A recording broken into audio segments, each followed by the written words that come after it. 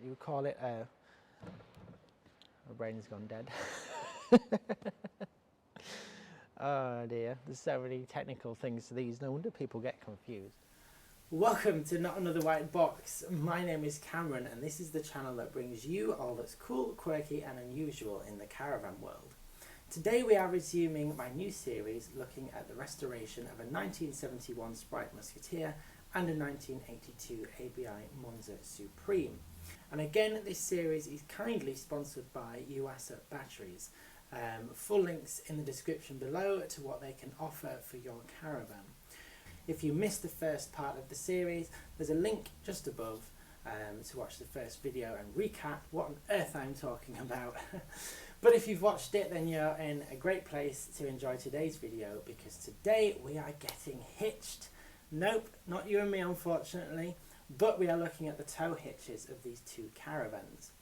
And again, one of the reasons that I chose these two caravans in particular is they represent such a broad range of classic caravan design from the early 1960s right through to the 1980s.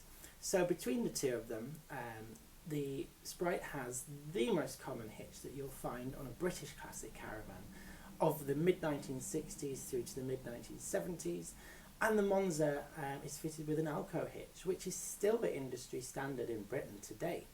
So between them, they should pretty much bring everyone up to speed with the foibles of each, and we're going to have a little look at the overview of how they all work, and also give you some tips on maintenance and use.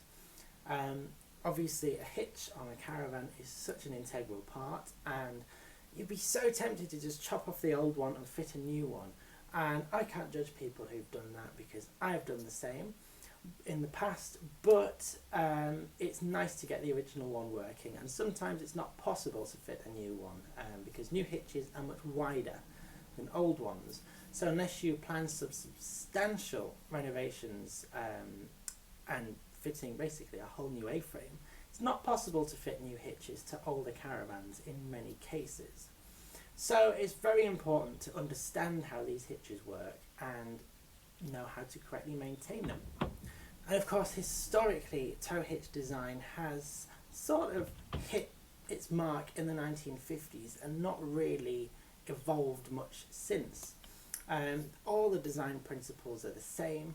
The way in which they work, in Britain we favour inertia braking, or surge brakes as Americans like to call them.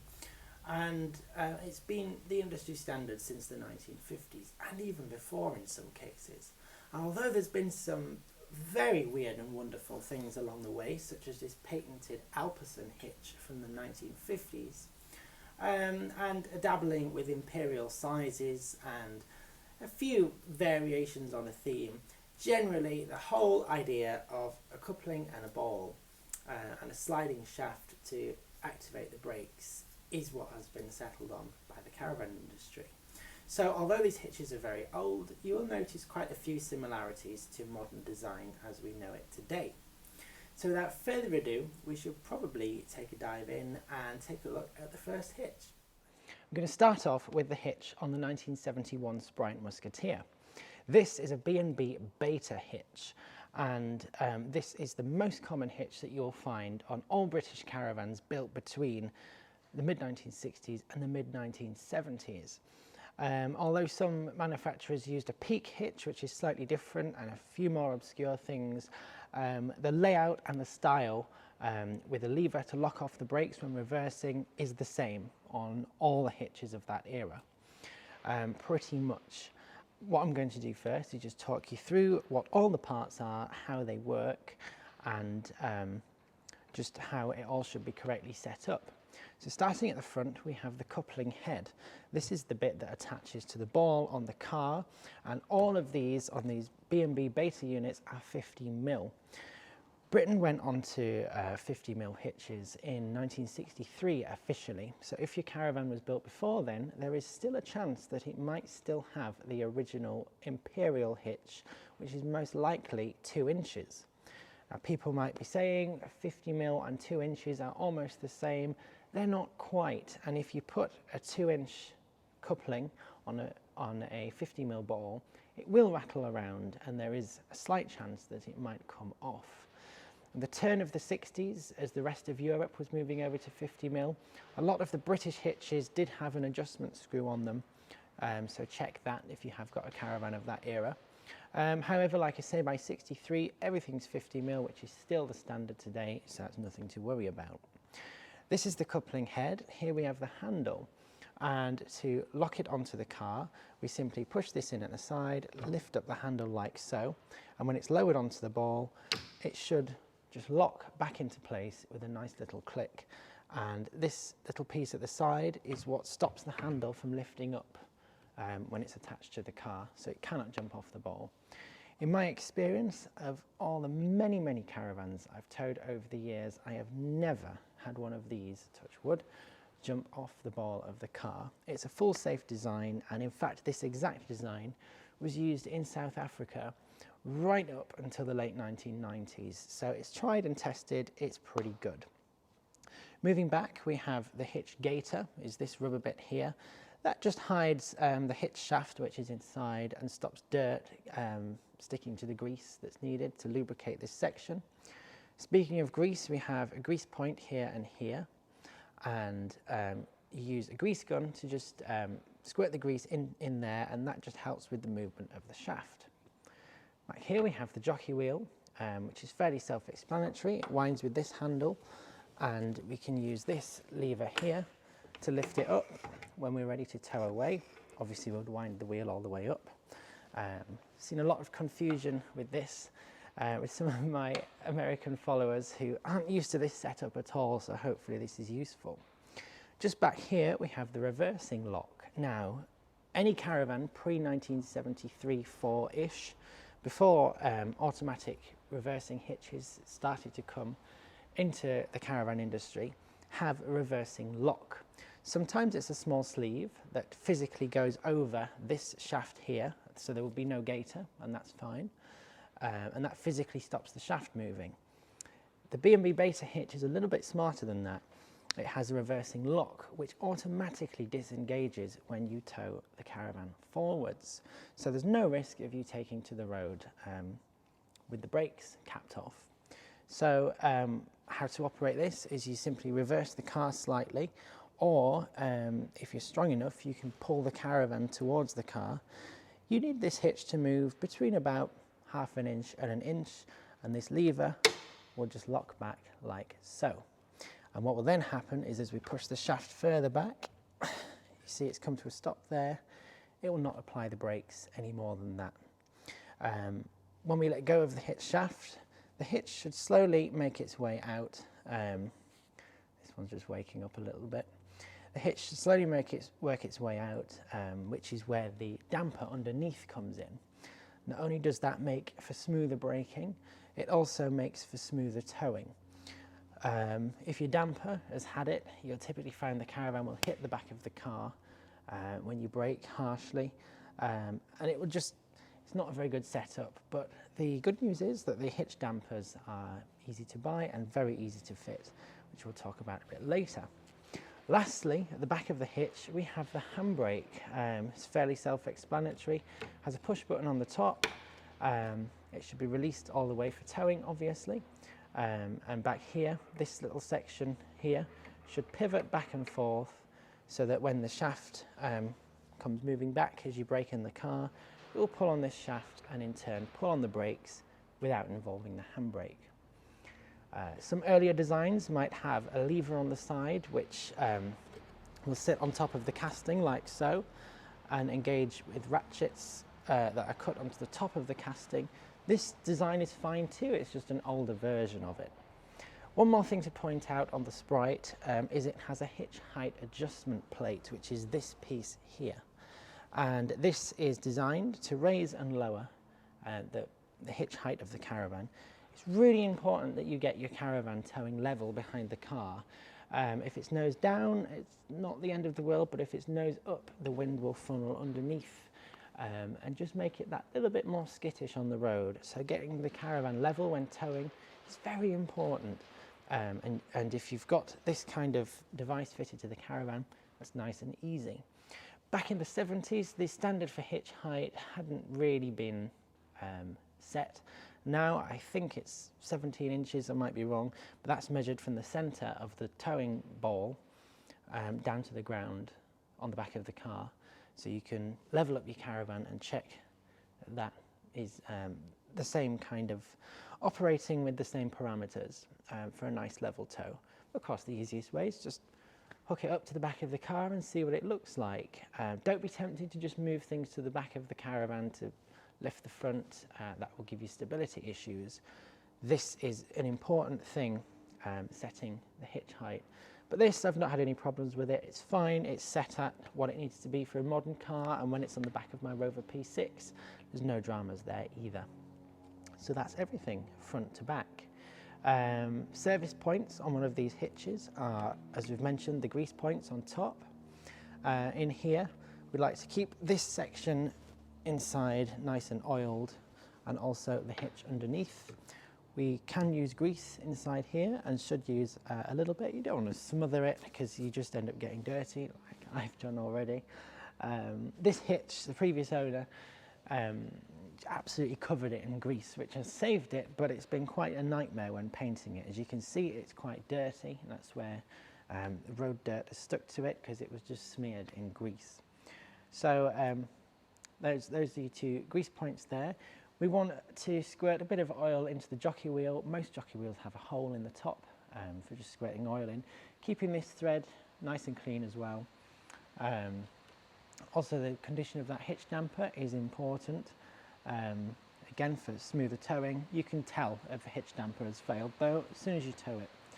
Now, glaring emission from this hitch, which is technically legally okay in this country because the Caravan was built prior to 1982. However, the glaring emission is a breakaway cable is not fitted. I always fit a breakaway cable to my Caravans. At the moment, I've pinched it for something else, which I should have thought about before I started filming this video. But breakaway cable attaches to the bottom of the handbrake and onto the back of the car. You don't want to be wrapping that around the tow ball. It should have a separate point to anchor onto. And that's in the event of a very unlikely event of it jumping off the car. The cable will stretch, break, but in the meantime we'll have applied the handbrake on full and brought the Caravan to a stop behind the car. Now, I have had a Caravan jump off the ball before with a more modern hitch that hadn't been lubricated properly, and although it appeared to be hitched up fine, it actually wasn't. So the breakaway cable in that instance completely saved the Caravan. It just dropped off behind the car, brakes were pulled on full, and it just came to a stop where it was. So breakaway cable, very, very, very important. Other than that, just keeping it clean, which I'm not doing a very good job of here, and keeping it painted. You want to keep sanding it back as you do another year with it, and this is getting ready for a layer of paint now. Make sure you sand it back, get as much of the paint off as possible, and you can quite easily strip these hitches down by removing the nut at the end of the brake rod, and these four nuts here. Sometimes they have captive nuts, but these four bolts just undo and the hitch will come off in one piece.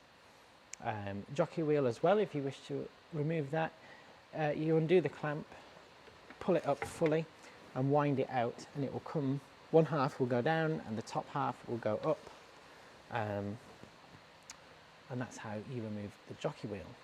So that's it really. It's a simple hitch, there's not a lot to go wrong with it so long as you keep it looked after. I think it's time we look at the differences between this and the hitch, the newer hitch, the Alco hitch on the 1982 Monza. Let's go take a look. Moving on to the 1982 Monza, this is fitted with one of the first ever proper full Alco hitches. The technical name for this unit is the 90S, and all the parts for this are still readily available. So the principles are all the same. At the front of the coupling, this is where the ball goes, they are all 50mm. Every single Alco product is 50mm, so nothing to worry about there. We have a little indicator here which signifies whether it's on the car or not. This one's sticking a bit, you can see it's showing some green. That should be flat to the hitch. when it's not on the car. Inside here is various mechanisms, and as you're lowering it onto the car, it won't actually go on the ball, much like the BNB one won't if you don't lift the lever.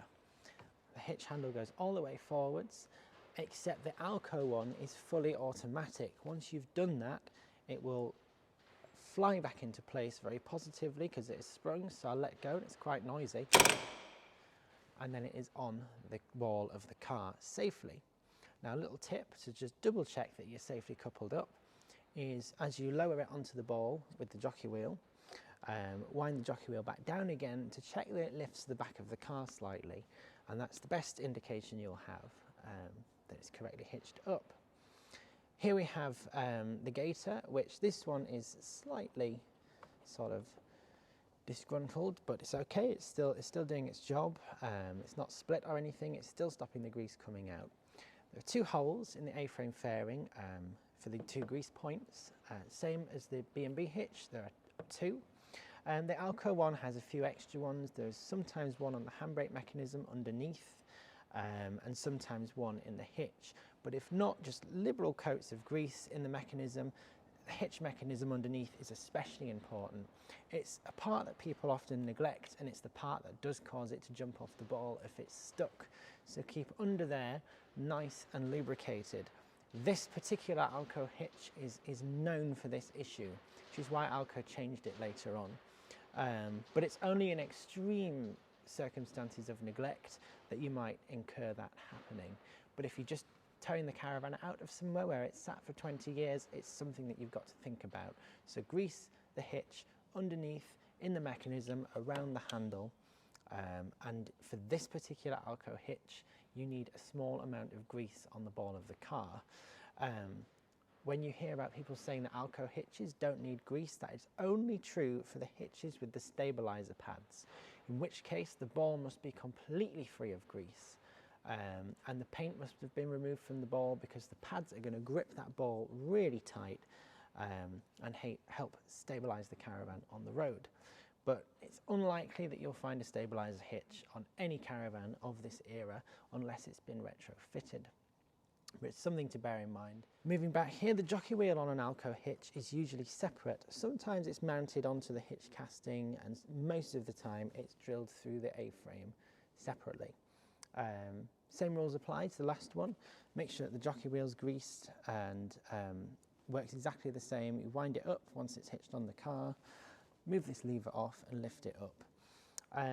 If it's on the side of the A-frame like this, there's two ways of making sure that the jockey wheel is correctly stored.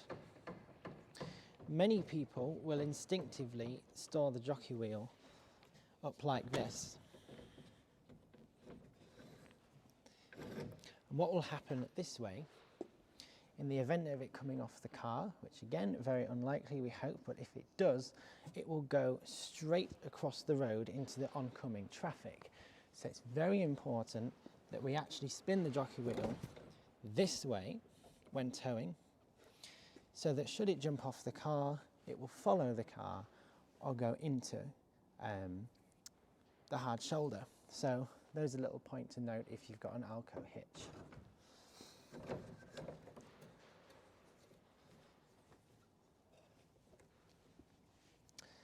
Finally, the handbrake. The alco one uses a ratchet, just like the BNB one, but it's a little bit more complex than that. There is a little handbrake assist underneath, which makes it easier to apply. And it should be applied fully by the third ratchet if it's an alco handbrake. BNB one's a different setup. It's more to do with the distance between the hitch shaft and how far it has to move. But there's plenty of manuals on the internet that will help with that. The alco one, third click of the ratchet, between 3 and 5 is ideal. And the handbrake in this case should be fully on. So that's all there is to it really. This is galvanized, so it doesn't need painting.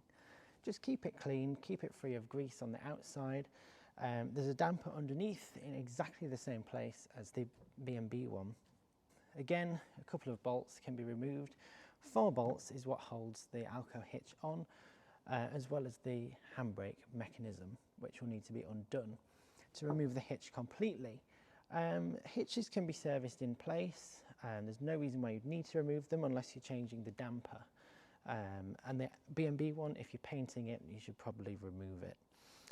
Note this rather ramshackle breakaway cable that's looking a little bit sorry for itself. That needs replacing. If it's not a rich, vibrant colour, or there's any signs of fraying, this particular one's a very old one and it's very thin. Just for the sake of less than £10, renew it, because should it ever jump off the car, that is what's going to save your Caravan. So I'm not scaremongering. Like I said, I have only ever once had a Caravan fall off the back of the car, and it was one of these hitches that caused it.